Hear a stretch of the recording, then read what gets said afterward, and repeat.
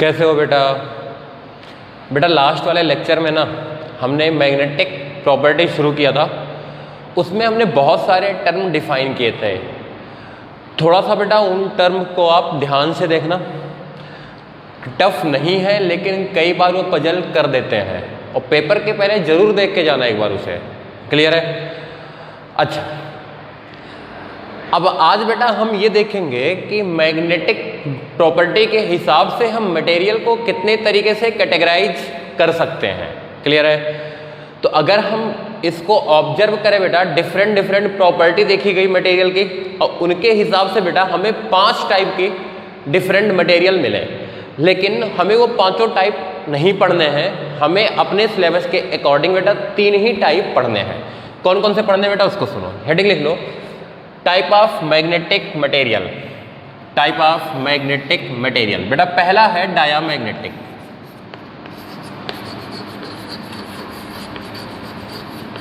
Clear है? दूसरा है बेटा पैरामैग्नेटिक।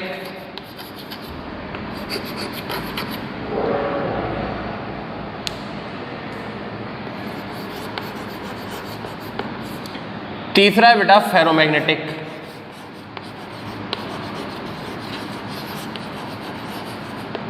ठीक है, हेडिंग लिखो बेटा आप, पहला डायामैग्नेटिक।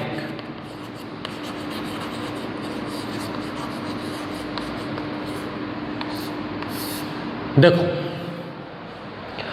अगर हमने डायामैग्नेटिक को बेटा एक्सटर्नल मैग्नेटिक फील्ड में रखा तो हमने एक चीज ऑब्जर्व करी कि मैग्नेटिक फील्ड मटेरियल के अंदर क्या हो जा रहा है, डिक्रीज हो जा रहा है। लिखो बेटा, if kept in external magnetic field, clear बेटा, magnetic field get reduce inside substance, inside material या substance। क्लियर हुआ बेटा? मटेरियल के अंदर मैग्नेटिक फील्ड क्या हो गया बेटा, रिड्यूस हो गया and increases outside the material. Material के आउटसाइड क्या हुआ बेटा, इंक्रीज कर गया। ये हमने ऑब्जर्वेशन किया और इस ऑब्जर्वेशन वाले मटेरियल का नाम क्या दिया बेटा हमने, डायामैग्नेटिक। क्लियर है? लिख लो इतनी बात।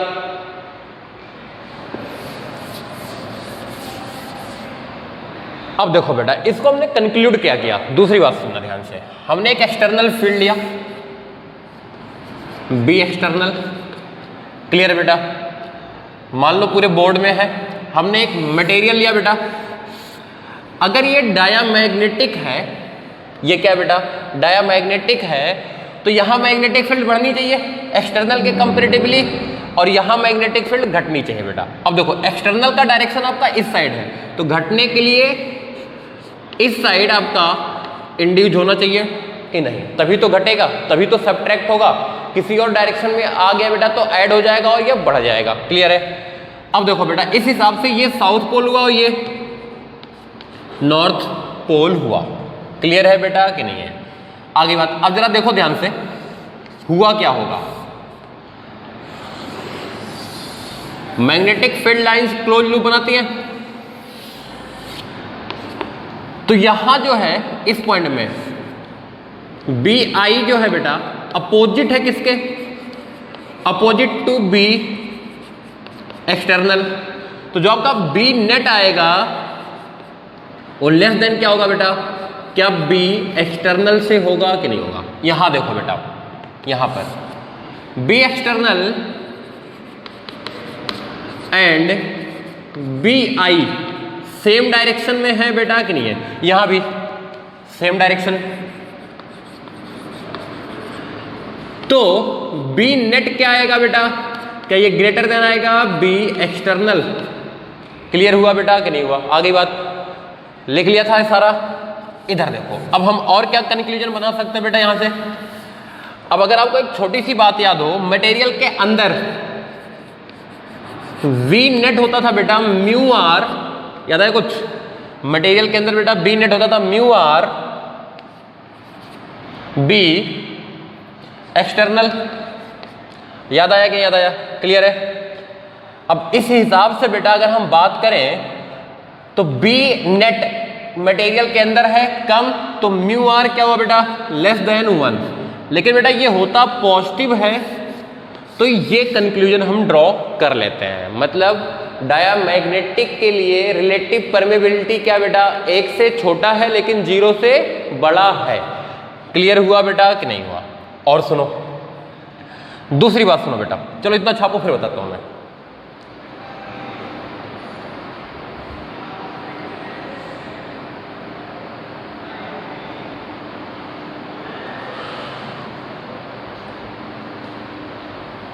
लिखा बेटा? अब देखो, क्या हम बोल सकते हैं मैग्नेटाइज इन अपोजिट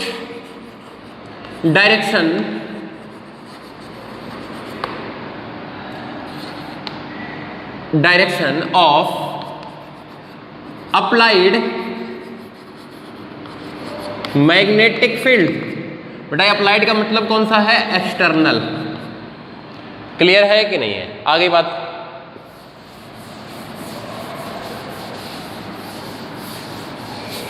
देखो अप्लाइड एक्सटर्नल मैग्नेटिक फील्ड के अपोजिट डायरेक्शन में क्या हुआ बेटा? ये मैग्नेटाइज्ड हो गया। इतनी बात सबको क्लियर हो गई बेटा कि नहीं हुई? अब इसको हम देखते हैं ये हुआ कैसे। लिखो बेटा कॉज या एक्सप्लेनेशन ऑफ डायामैग्नेटिक।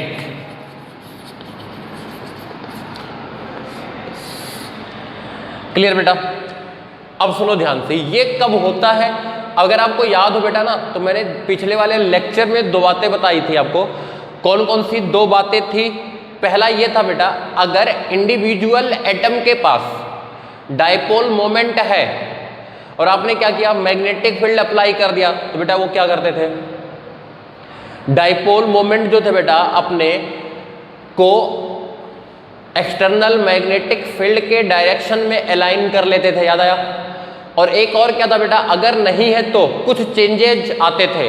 और चेंजेज कैसे होते थे बेटा? नए डायपोल डेवलप होते थे। याद आया कुछ? और नए डायपोल डेवलप होते थे, वो एक्सटर्नल मैग्नेटिक फील्ड के अपोजिट डायरेक्शन में अपने आप को अलाइन करते थे।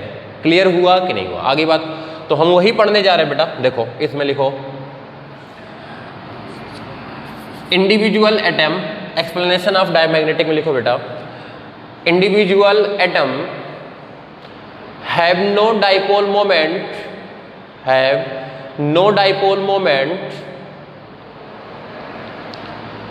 Moment in absence of external magnetic field। लिखा बेटा? इसका मतलब सुनो बेटा, ध्यान से सुनना। मान लिया आपने क्या किया? एक न्यूक्लियस लिया। सुनना ध्यान से बेटा, न्यूक्लियस के किनारे किनारे बेटा एक ऑर्बिट है।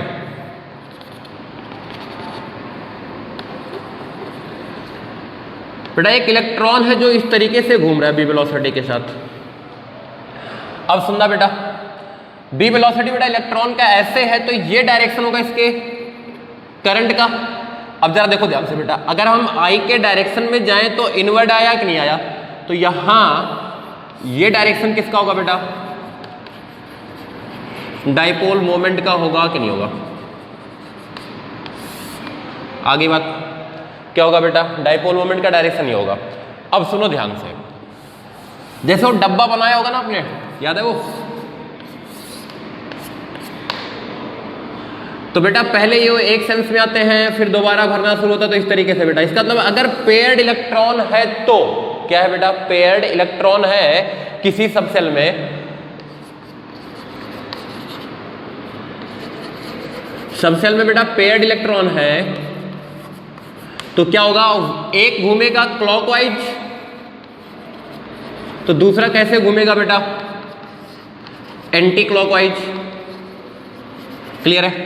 तो देखो ये बेटा एंटी क्लॉकवाइज घूम रहा था, और अगर ये पेयर्ड होगा तो एक और इलेक्ट्रॉन होगा बेटा, इसी में बना देता हूं मैं, देखो उसी के लिए सब कुछ सेम है, न्यूक्लियस यही है बेटा। एक घूम रहा होगा बेटा आपका क्लॉकवाइज, क्लियर है? तो इसके लिए करंट का डायरेक्शन ये आएगा और मैग्नेटिक मोमेंट का डायरेक्शन आएगा ये। क्लियर है बेटा कि नहीं है? आगे बात, तो क्या यहां से मैं कंक्लूड कर सकता हूं if paired, if subshell is paired,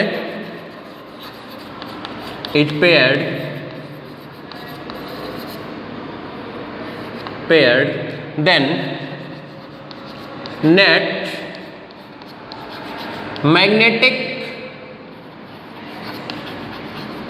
magnetic moment कितना हो जाएगा बेटा?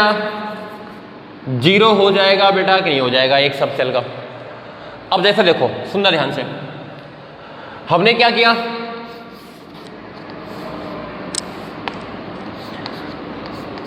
ये लिखा बेटा, ध्यान से सुनो। तो इसका नेट कैपिटल M 0 होगा, इसका भी M कितना होगा बेटा? 0 होगा, और इसका M नॉट इक्वल टू 0 होगा। क्यों बेटा? क्योंकि ये पेयर्ड नहीं है। आ गई बात बेटा कि नहीं आई? क्लियर है? पक्की बात? तो सारा कुछ छाप जाओ, सारा कुछ छाप जाओ।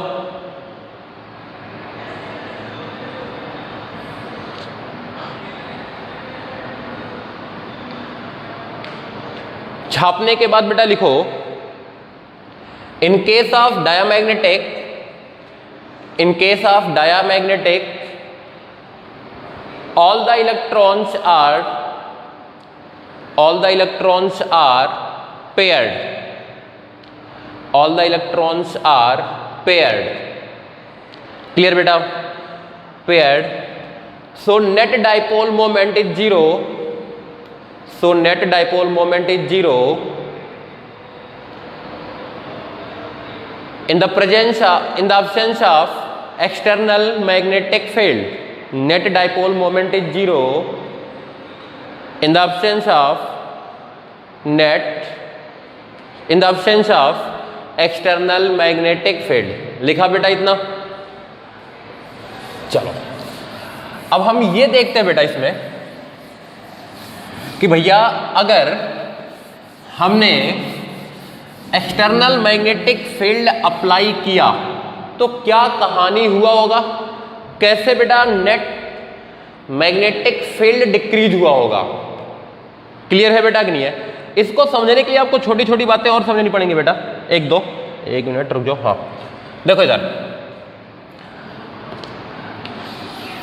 सारे इलेक्ट्रॉन्स कैसे थे बेटा? पेयर्ड थे। ये इसका न्यूक्लियस है, ठीक? ये बेटा न्यूक्लियस है।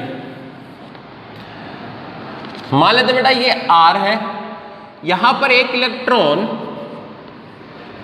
b वेलोसिटी के साथ ऐसे जा रहा है और एक इलेक्ट्रॉन बेटा मान लो कहीं भी एक एंटी क्लॉकवाइज जा रहा है तो ये क्लॉकवाइज जा रहा है, ठीक है? दोनों ऑर्बिट क्या बेटा? सेम है, सेम ऑर्बिट है। क्लियर है? इधर देखो बेटा ये दूरी है R, तो इस पे लग रहा होगा बेटा F इलेक्ट्रोस्टैटिक्स, इस पे भी लग रहा होगा बेटा कितना? F इलेक्ट्रोस्टैटिक्स लग रहा होगा। क्लियर है? अब देखो F इलेक्ट्रोस्टैटिक्स कितना होगा बेटा? क्या ये होगा K ZE² divided by R²। क्या ये बैलेंस करेगा बेटा mb² बाई R को?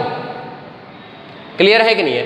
मतलब बेसिकली मैं ये बोल सकता हूं इन दोनों केस में बेटा F सेंट्रीपिटल इक्वल टू कितना? mb² by R small r। ठीक है? ये पहला क्वेश्चन बेटा, पहला है और ये दूसरा, दो बातों को लेके मैं एक्सप्लेन कर रहा हूं। अब सुनना ध्यान से, ये बात सबके समझ में आ गई, कुछ भी नया नहीं बता रहा हूं, सुनो ध्यान से। याद हो बेटा कुछ कहानी आपको ऐसा कुछ Q/2m याद आया कुछ? इक्वल टू m/l, और l कितना होता था बेटा? Q/2m, ये होता था बेटा आपका mbr, तो m से m मर गया, कितना आ गया बेटा? Qbr/r आएगा कि नहीं आएगा? ये बेटा हम पहले भी प्रूफ कर चुके हैं।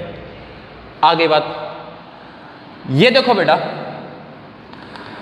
अगर इसके लिए बात करी जाए, देखो इलेक्ट्रॉन की बेटा वेलोसिटी इस साइड है, करंट इस साइड होगा, ये आई का डायरेक्शन होगा, इलेक्ट्रॉन इधर मूव कर रहा है बेटा, करंट इस साइड होगा। इसके लिए बेटा कैपिटल M डाइपोल मोमेंट आया इनवर्ड, आया कि नहीं आया? और इसके लिए बेटा अगर हम बात करें तो किधर आएगा? कैपिटल M आउटवर्ड आएगा कि नहीं आएगा? क्लियर है? एक्सप्लेनेशन बेटा समझ में आ रहा है कि नहीं? बुक्स वगैरह से बहुत ज़्यादा क्लियर नहीं कर सकते आप, और ऐसा कुछ नहीं है कि नई बात आएगी, सब कुछ पढ़ा हुआ ही आएगा, बस पेशेंस के साथ सुनते जाओ आप। ये बात समझ में आई बेटा कि नहीं आई? क्लियर है? छाप लिया? चलो छापो जल्दी से। अब मैंने क्या किया बेटा, ध्यान से सुनो, ये सब कुछ छाप लिया ना, और पहले दोनों बेटा बराबर रहे होंगे क्योंकि सेम ऑर्बिट में सब कुछ है, तो m नेट कितना आ जाएगा आपका? m net equal to 0 in the absence of external magnetic field, in the absence of external magnetic field। लिख लिया बेटा आपने? सब कुछ क्या होगा? 0 होगा। अब देखो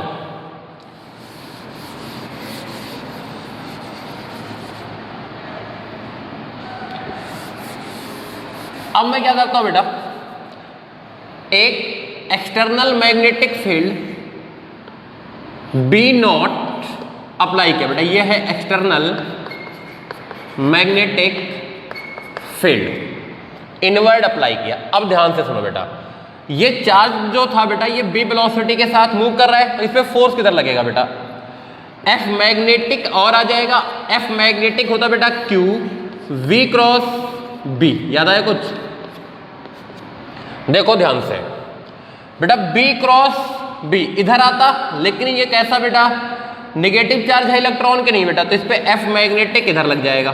देखो ध्यान से, इस पे देखो बेटा V क्रॉस बी अपवर्ड आता बेटा, लेकिन नेगेटिव चार्ज है, एफ मैग्नेटिक इधर लग जाएगा। एक्सटर्नल किधर है? इनवर्ड है, इस बात को ध्यान से देखना।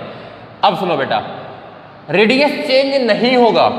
क्यों रेडियस चेंज नहीं होगा बेटा? क्योंकि इलेक्ट्रॉन हमेशा एक स्टेशनरी ऑर्बिट में रिवॉल्व करता है, और वहां बेटा हमने ड्राइव कर रखा है या पता है, मान लो कि वहां पर क्या होना चाहिए बेटा? एंगुलर मोमेंटम NH/2π का इंटीग्रल मल्टीपल होना चाहिए बेटा। क्लियर है कि नहीं है? आगे बात, तो रेडियस चेंज नहीं होगा। अब इस केस में देखो बेटा, F सेंट्रीपिटल कितना हुआ? क्या ये हो गया F electrostatics minus F magnetic, और यही आएगा बेटा mv²/r। क्लियर है बेटा कि नहीं है? तो क्या इस केस में बोल सकते हो v आपका जो है b डिक्रीज हो जाएगा? क्यों भैया? क्योंकि सेंट्रीपिटल फोर्स क्या हुआ बेटा? आपका डिक्रीज हुआ है। इधर देखो बेटा, इसमें हम लिखेंगे m v²/r equal to f electrostatics plus f magnetic लिखेंगे बेटा, और ये बढ़ा है तो v क्या हुआ होगा बेटा? v आपका इंक्रीज होगा। क्लियर है बेटा कि नहीं है? अब आ जाओ यहां पर, यहां पर देखो ध्यान से, फॉर 1 ये वाला डायग्राम 1 था बेटा, m आपका हो जाएगा बेटा डिक्रीज, और फॉर 2 m आपका हो जाएगा बेटा इंक्रीज। होगा कि नहीं होगा? आगे बात बोलो बेटा, पक्की बात? अरे वेलोसिटी बढ़ा है कि नहीं बढ़ा है बेटा? इसमें अगर वेलोसिटी बढ़ा तो m क्या होगा बेटा?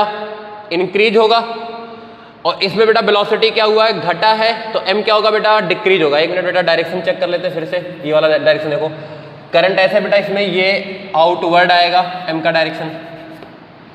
क्लियर है कि नहीं है बेटा? अब देखो ध्यान से, इनवर्ड वाला डिक्रीज हो गया और आउटवर्ड वाला क्या हो गया बेटा? इंक्रीज हो गया। तो जो m नेट आया वो नॉट इक्वल टू 0 आ गया। अब क्लियर है बेटा कि नहीं है? एम नेट किधर आया देखो ध्यान से, नॉट इक्वल टू 0 आ गया और किधर आया बेटा? Opposite to the external magnetic field आ गया, क्योंकि मैग्नेटिक फील्ड हमने इनवर्ड अप्लाई किया था और ये वाला एम बढ़ा है आउटवर्ड वाला। क्लियर है बेटा कि नहीं है? तो क्या आप कंक्लूड कर चुके हो बी नेट डिक्रीज कैसे हुआ? ये बेटा इसका एक्सप्लेनेशन था, सारी कहानी क्लियर है एकदम, और आप छाप लो। मेरे हिसाब से कुछ भी नई बात आपको नहीं बताई गई है, बिल्कुल छापो जल्दी से।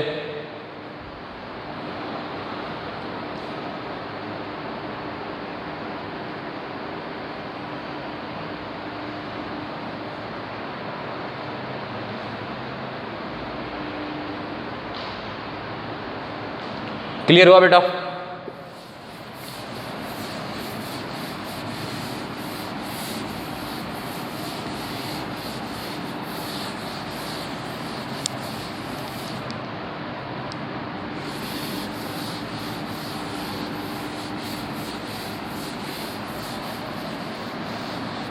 क्लियर हुआ?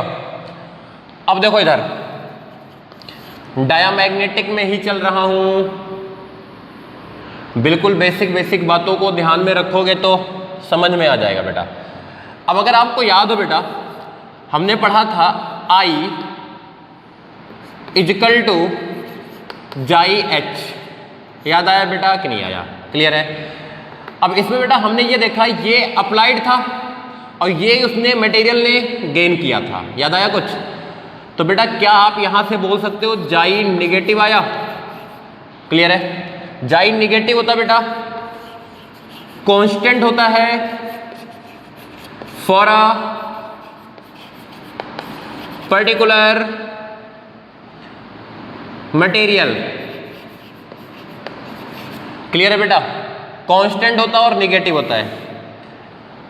आ गई बात बेटा कि नहीं आई? और सुनो, जो जाई होता बेटा किसके लिए फिक्स आया? देखो ध्यान से, मटेरियल के लिए फिक्स आया, इसका मतलब independent of I and H होता है बेटा।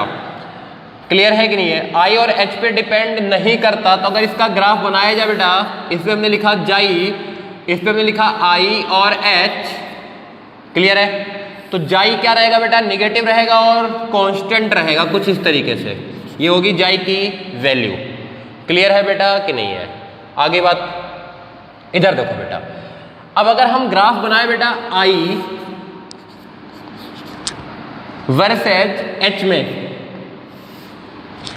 तो बेटा एक क्वेश्चन जो मिलेगा बेटा, एक स्ट्रेट लाइन मिलेगा जिसका इंटरसेप्ट 0 स्लोप नेगेटिव, ये थीटा होगा बेटा। क्लियर है कि नहीं है?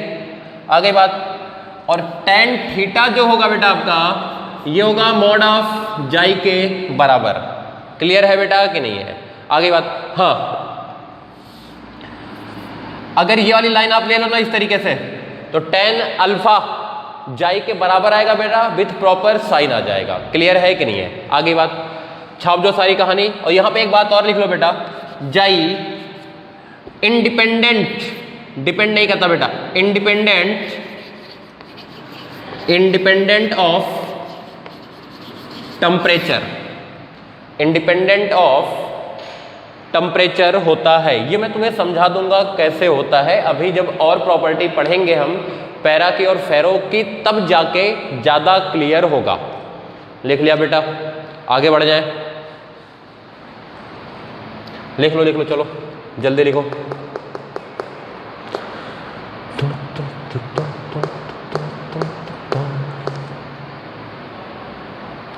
लिखा? चलो अब सुनो बेटा, पैरा और फेरो की बात करते हैं बेटा। पैरा और फेरो के डेफिनेशन की बात करी जाए बेटा, तो होता क्या है, इसको दूसरे तरीके से एक्सप्लेन किया जाता है। मतलब बात वही है कि कैसे क्या है। लिखो बेटा, पैरामैग्नेटिज्म या पैरामैग्नेटिक मटेरियल। पैरामैग्नेटिक मटेरियल में क्या होता है बेटा, अगर उसको हम एक्सटर्नल फील्ड में रखें तो वो वीकली मैग्नेटाइज होता है in the same direction of the substance. Clear है बेटा कि नहीं है? आगे बात लिखो, पैरामैग्नेटिक मटेरियल लिखो बेटा। If placed in external magnetic field get magnetized, bracket में कर दो बेटा, weakly magnetized in the direction of applied magnetic field, या एक्सटर्नल मैग्नेटिक फील्ड कर दो बेटा, इन the direction of external magnetic field या फिर अप्लाइड मैग्नेटिक फील्ड। कोई रोने वाली बात इसमें नहीं है। आगे बढ़े, अब देखो आगे क्या होता है बेटा इसमें। इसके हर एक इंडिविजुअल के एटम के पास डाइपोल मोमेंट होता है। लिख लो बेटा, each individual atoms have dipole moment in the absence of external magnetic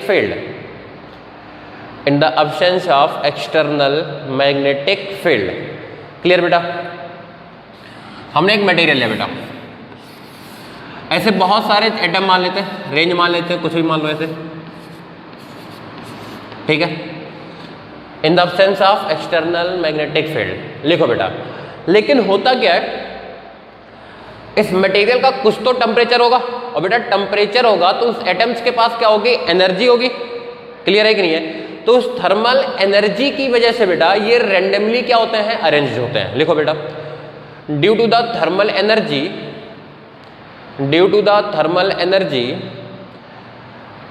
these atoms are arrange in such a वे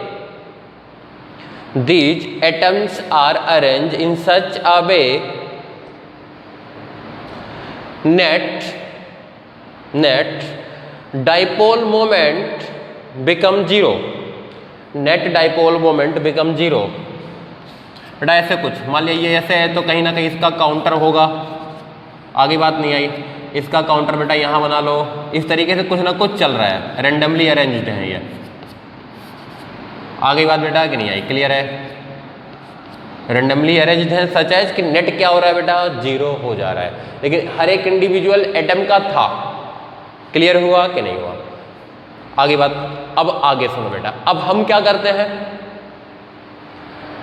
अच्छा एक चीज और सोचो, ये किसकी वजह से बेटा है रेंडमली अरेंज्ड? टेम्परेचर की वजह से। तो अगर मैं टेम्परेचर बढ़ाऊं तो ये और क्या होंगे बेटा, डिस्टर्ब होंगे कि नहीं होंगे? क्लियर है? अभी इसकी जरूरत हमें आगे पड़ेगी। क्लियर? लिखो बेटा आगे इस पे, on applying external magnetic field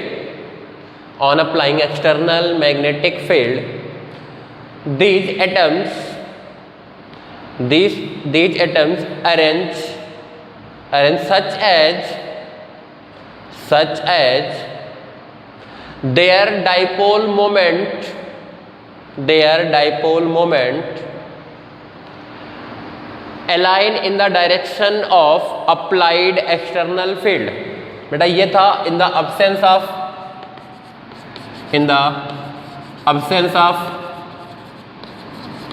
external magnetic field।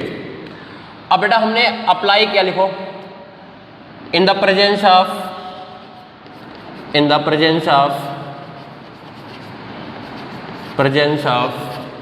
external magnetic field। बेटा ये क्या करेंगे, अपने आप को ऐसे अरेंज करेंगे कि नेट कुछ ना कुछ आ जाए, और ये बी एक्सटर्नल है बेटा। क्लियर है कि नहीं है? पक्की बात। Arrange such as in the direction of applied external magnetic field. Clear बेटा कि नहीं? लेकिन ये कब बेटा, हमेशा ये किसी और केस में, जब अप्लाइड एक्सटर्नल मैग्नेटिक फील्ड होगा तभी, ऐसे नहीं कि हर चीज में। अच्छा बताओ, अगर टेम्परेचर बढ़ाना शुरू कर दे बेटा, मैंने क्या किया है, सुनो ध्यान से, एक्सटर्नल फील्ड लगा रखा है और टेम्परेचर बढ़ा रहा हूं, क्लियर है कि नहीं है? तो क्या होगा, ये और ज़्यादा अलाइन होंगे मैग्नेटिक फील्ड के डायरेक्शन में कि कम? बिल्कुल लॉजिकल सा सवाल है बेटा। एनर्जी बढ़ेगी तो ये अलाइन कम होंगे किसके केस में बेटा? जब टेम्परेचर बढ़ेगा। तो लिख लो बेटा H temperature of the substance increases as temperature of the substance increases, लिखा बेटा। energy of the atoms increases, energy of the atoms increases, so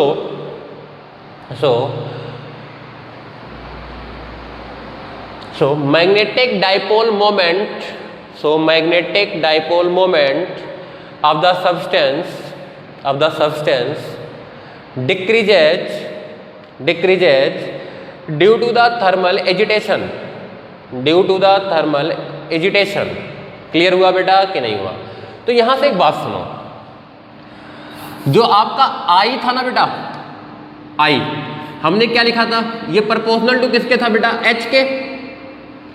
आगे बात, और यहीं से बेटा आई आपका जो आया वो प्रोपोर्शनल किसके आया बेटा? 1/t के भी आया। क्लियर है? तो यहां से बेटा अगर मैं लिखूं तो क्या लिख सकता हूं? क्या मैं लिख सकता हूं I प्रोपोर्शनल टू h/t, और यहीं से बेटा हम क्या लिखेंगे? क्या I इक्वल टू लिख दूं बेटा CH/t या KH/t लिख दूं? और यही क्या था बेटा अगर आपको याद हो? जाई H भी तो था, तो क्या यहां से कंक्लूड कर सकते हो बेटा जाई इक्वल टू K/t कि नहीं? आगे बात क्लियर है? छाप दो सारी कहानी, छाप दो बेटा सारी कहानी।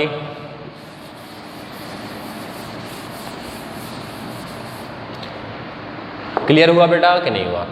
तो जाई किस बात पर डिपेंड किया बेटा? आपके टेम्परेचर पे डिपेंड किया कि नहीं किया? पक्की बात। तो टेम्परेचर बढ़ने के साथ साथ थर्मल प्रॉपर्टी क्या हुई बेटा? मैग्नेटिक प्रॉपर्टी क्या हुई? डिक्रीज हुई। अब सुनो, ये होते कब है बेटा? लिखो, बहुत ध्यान से सुनना और लिखना, बहुत ही इंपॉर्टेंट पॉइंट बोलने जा रहा हूं। ये बहुत सारी जगह कंफ्यूजिंग भी है बेटा। क्लियर है? जब आउटर मोस्ट सेल में, किस में बेटा? आउटर मोस्ट सेल में। बेटा यहां आउटर मोस्ट का मतलब है हायर एनर्जी वाला, वो आप जानते हो बेटर तरीके से। क्लियर है? उसमें एक अनपेयर्ड इलेक्ट्रॉन होगा तो क्या बनेगा बेटा? तब जाके ये पैरामैग्नेटिक बनेगा। लिखो बेटा, if there is a one unpaired electron, there is a one unpaired electron in outermost cell, बेटा ब्रैकेट में कर दो इन जनरल डी ऑर्बिट, बंद कर दो, outer most cell, then material become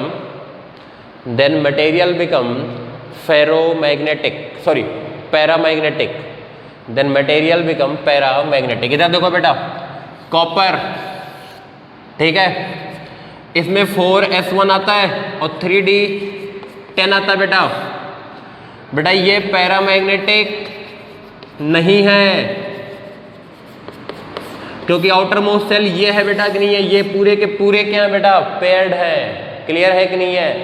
नहीं तो बेटा बात सुनो, अगर ऐसे होता कि अनपेयर्ड इलेक्ट्रॉन होने से ही हो जाता खाली खाली, तो चीजें क्या होती? हम ऐसे रट लेते, जिन में इवन नंबर है उनको छोड़ दो, जिन में ऑड नंबर ऑफ इलेक्ट्रॉन्स है ना, वो सारे के सारे क्या होते हैं? तो पैरा होते हैं तो फेरो होते हैं। क्लियर है कि नहीं बेटा? लेकिन ऐसा कुछ होता नहीं है।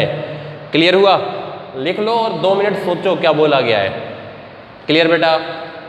समझ में आ गई बात? क्रिया आउटर मोस्ट सेल में इन जनरल कौन सा ऑर्बिट बेटा? D orbit. उसमें क्या होने चाहिए? अनपेयर्ड इलेक्ट्रॉन होने चाहिए एक, तब क्या होता है बेटा? पैरामैग्नेटिक होता है। 1 मिनट बेटा, 1 मिनट, मैं गलत लिख रहा हूं। हाँ, पैरामैग्नेटिक नहीं है, ये क्या बेटा? डाया है। क्लियर है कि नहीं है? आगे बात बेटा, कंफ्यूज नहीं होना है, जो बताया गया है सही बताया गया है। क्लियर? कहीं आपने पढ़ा हो कि अनपेयर्ड इलेक्ट्रॉन बेटा वो गलत है, आउटर मोस्ट सेल में होना जरूरी है।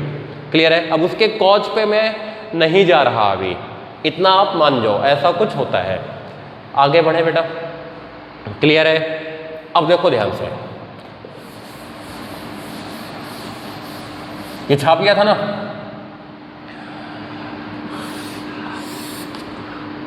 अब बेटा इसका I वर्सेज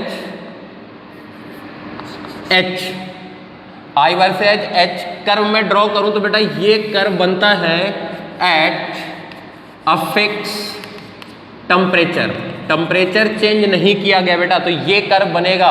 अरे यही तो था यार, I equal to chi H। Clear बेटा? इधर देखो बेटा, और हमने पढ़ा था बेटा mu r equal to 1 plus chi. तो बेटा म्यू आर जो होता है पैरामैग्नेटिकली ये ग्रेटर देन 1 होता है। आगे बात, और जाई भी क्या होता है बेटा? पॉजिटिव होता है। अब स्लोप अगर आप निकाल लोगे कि नहीं, छाप दो ये भी कहानी छापो बेटा आप ग्राफ। इधर देखो बेटा, इसी में फॉर सेम मटेरियल हमने ग्राफ ड्रॉ किया बेटा। पहला 1 है बेटा ये T1 टेम्परेचर पर, दूसरा बेटा T2 टेम्परेचर पर। इस पे बेटा हमने लिया I, हमने इसमें लिया बेटा H। तो देखो इधर बेटा हमने H की वैल्यू सेम ली, इसमें I ज्यादा इसमें I come, I1 is greater than I2। और H क्या लिया बेटा हमने? सेम लिया। और जाई बेटा क्या होगा अगर बात करी जाए, देखो इधर तो हम लिख सकते हैं I1 ग्रेटर देन I2। और I1 कितना था बेटा? KH/T, याद आया? Greater than KH/T2। क्लियर हुआ बेटा कि नहीं हुआ? तो बेटा ये मर जाएगा। क्या ये इंप्लाइज करता है T2 ग्रेटर देन T1? आगे बात बेटा कि नहीं आई? लेकिन मटेरियल सेम है, क्योंकि उसके लिए K की वैल्यू बेटा मैंने दोनों में क्या लिया है? सेम लिया। उस सेम मटेरियल के लिए फिक्स होता है।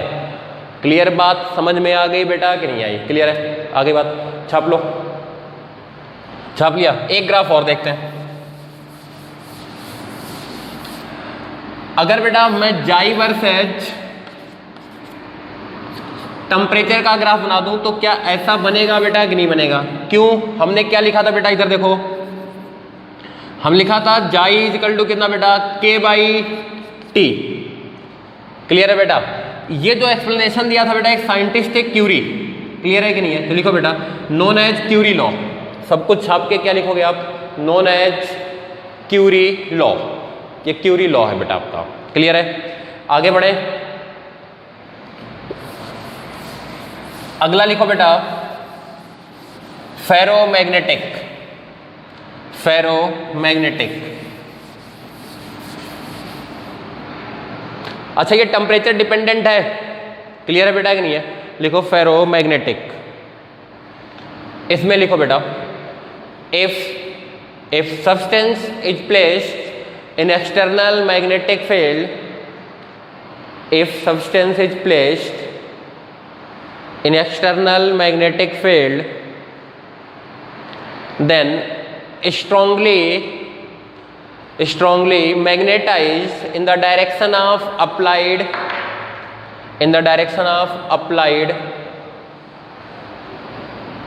Applied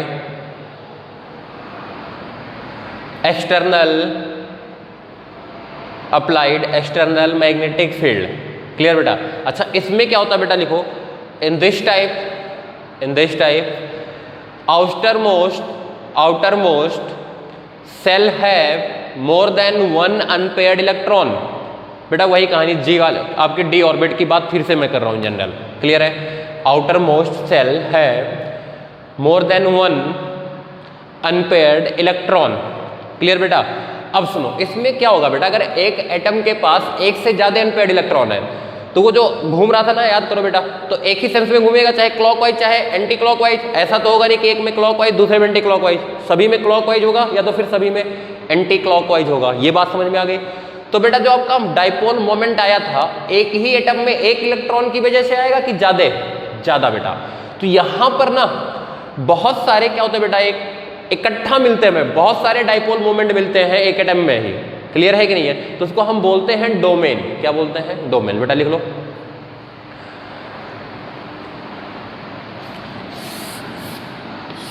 A atom forms domain, a domain and a domain have a domain have large dipole moment in a particular direction. Clear बेटा? जैसे मैंने एक डोमेन बना लिया बेटा इस तरीके से रैंडमली, इसमें ऐसे बेटा ये लार्ज होंगे थोड़े से, क्लियर है? लिखो in the absence of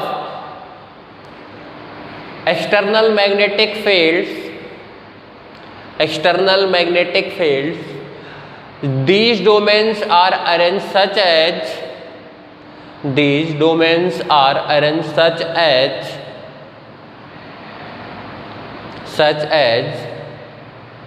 net dipole moment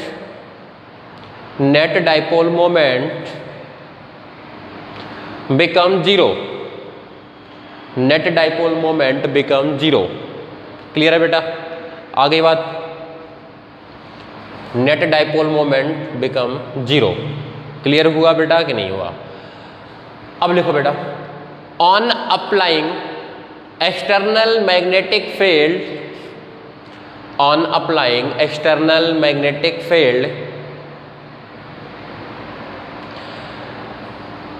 these domain align such as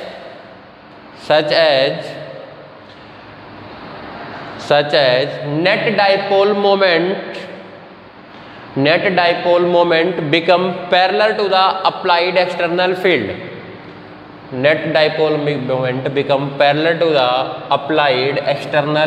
अब सुनना बेटा ध्यान से, मैं बहुत सारी कहानी लेकर नहीं समझा रहा हूं, 4 डोमेन लेकर समझा रहा हूं, ठीक है?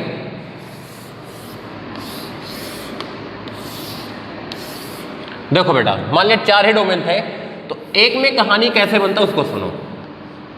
आपने क्या किया बेटा, ये बी एक्सटर्नल था, ये क्या था बेटा आपका बी एक्सटर्नल था। एक में कुछ ऐसा बनेगा बेटा,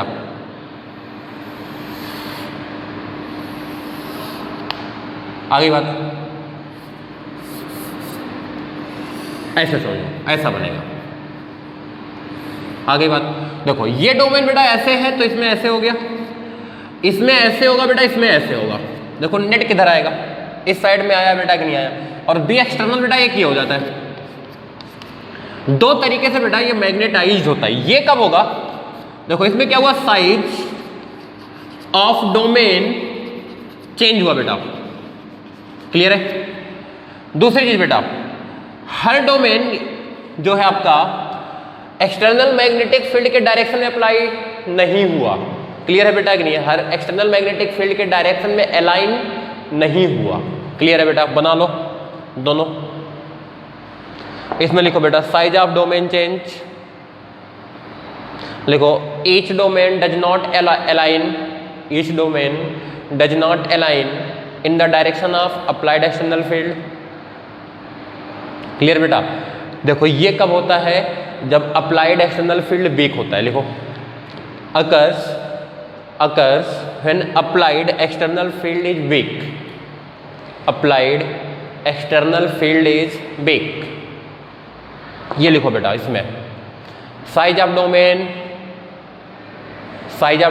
may or may not be changed. Each domain align in the direction of applied field. Each domain align in the direction of applied field. लिखा बेटा? लिखो आगे इसी में, occurs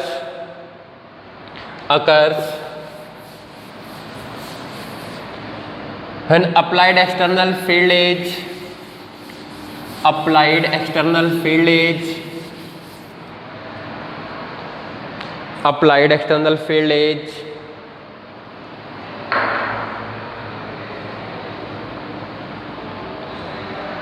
स्ट्रॉन्ग। क्लियर हुआ बेटा?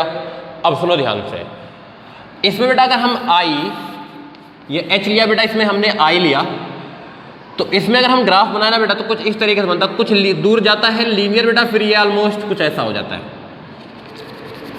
इसका ग्राफ कुछ अलग चलता है फेरोमैग्नेटिक मटेरियल के लिए। क्लियर है? आगे बात बेटा, पक्की बात। अच्छा, क्या इसमें भी क्या होगा बेटा, अगर आप टेम्परेचर बढ़ाओगे तो थर्मल एजिटेशन की वजह से क्या होगा बेटा, इसकी मैग्नेटिक प्रॉपर्टी रिड्यूस होगी कि नहीं होगी, ये बना लिया। लिखो बेटा, on increasing temperature it's thermal property, its magnetic property reduces due to the thermal agitation, clear beta, but up to a particular temperature,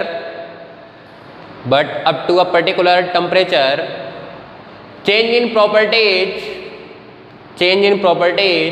very small,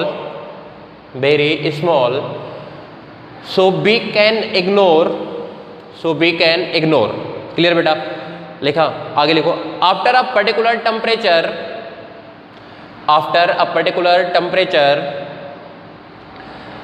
ferromagnetic material start behaving as a paramagnetic,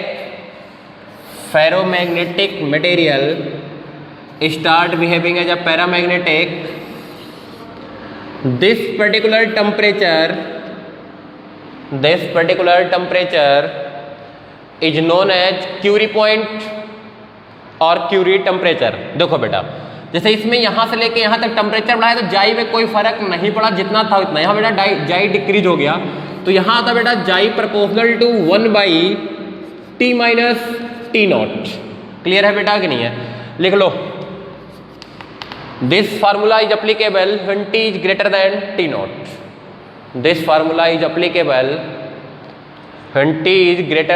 T0, लिखा बेटा, और लिख दो known as Curie-Weiss, WISE, Curie-Weiss law।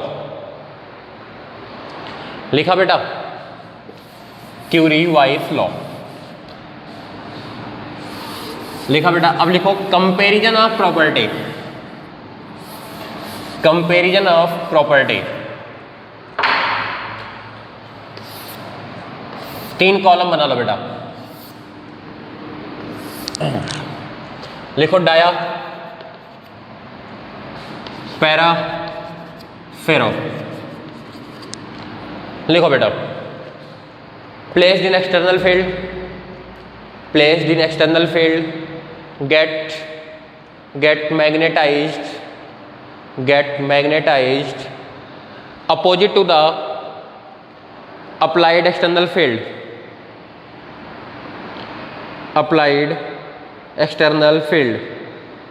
लिखा बेटा। आगे लिखो,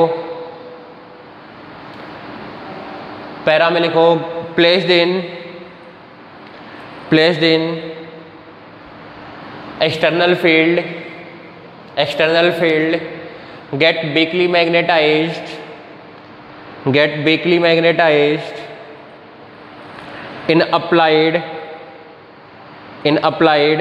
in the direction of applied external field। क्लियर बेटा, applied external field। फेरो में लिख दो बेटा, strongly magnetized in the direction of applied magnetic field। क्लियर बेटा, इसमें लिखो if kept in non-uniform magnetic field, dia में लिखो बेटा if kept in non-uniform magnetic field, लिखो move from higher to lower magnetic field, देखो बेटा इधर एक चीज सुनो, छोटी सी बात है। अगर कहीं ऐसा शार्प वाला पोल मिल जाए ना बेटा, जैसे नॉर्थ पोल है ना और ये साउथ पोल है, ऐसा कुछ बना दिया जाए, ये शार्प है बेटा, ये कैसा है, तो मैग्नेटिक फील्ड बेटा लाइन्स ऐसी होती है, देखो ध्यान से, साउथ से बाहर है बेटा तो नॉर्थ से निकलेंगे, साउथ पर जाएंगे। क्लियर है कि नहीं बेटा? तो यहाँ पर क्या होगा, ज्यादा होगा, पास लाइनें आई कि नहीं आई, और यहाँ पर कम होता बेटा। तो यहाँ पर अगर डायमैग्नेटिक रखा जाए ना बेटा तो इस साइड भागेगा। क्लियर है कि नहीं है? आगे बात, इसमें लिखो बेटा move from lower to higher weakly, move from lower to higher strongly. लिखा बेटा, पैरा और फेरो में ज्यादा फर्क नहीं है, बस ताकत का फर्क है, ये कम ताकत वाला, ये ज़्यादा ताकत वाला बेटा, क्लियर है कि नहीं है? ये बॉर्नवीटा खाता था, ये रोटी खाता है, क्लियर है? अगला लिखो बेटा, इफ सब्सटेंस इज गैस, बेटा अगर गैस सब्सटेंस है, जो आपका डायमैग्नेटिक, पैरामैग्नेटिक और फेरोमैग्नेटिक बेटा वो गैसेस फॉर्म में है, लिखो if substance is in the form of gas, लिखो बेटा, लिखो if placed in magnetic field, if placed in magnetic field expand perpendicular to the magnetic field, dia में लिखना था बेटा, ये दूर भागेगा, expand perpendicular to the magnetic field, para में लिखो बेटा expand along the magnetic field, clear है? फेरो में लिखो बेटा expand along the magnetic field rapidly, बहुत तेजी से, बेटा ये वीकली होता है पैरा वाला और कुछ नहीं है, बहुत आसान सी प्रॉपर्टी है, क्लियर है? लिखो बेटा if substance is in the form of liquid, if substance is in the form of liquid, इधर देखो बेटा,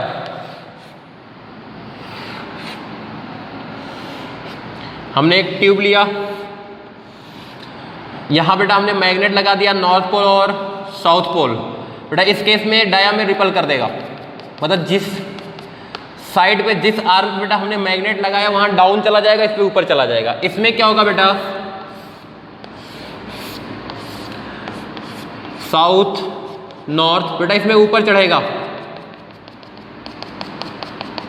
क्लियर है कि नहीं है? और इसमें क्या होगा बेटा, इसमें ज्यादा ऊपर चढ़ेगा, हरियाणवी बोले तो घनी ऊपर चढ़ जाएगा, नॉर्थ साउथ, क्लियर है बेटा कि नहीं है? बना जाओ तीनों डायग्राम, क्लियर हुआ बेटा? आगे बढ़े, अगला देखो,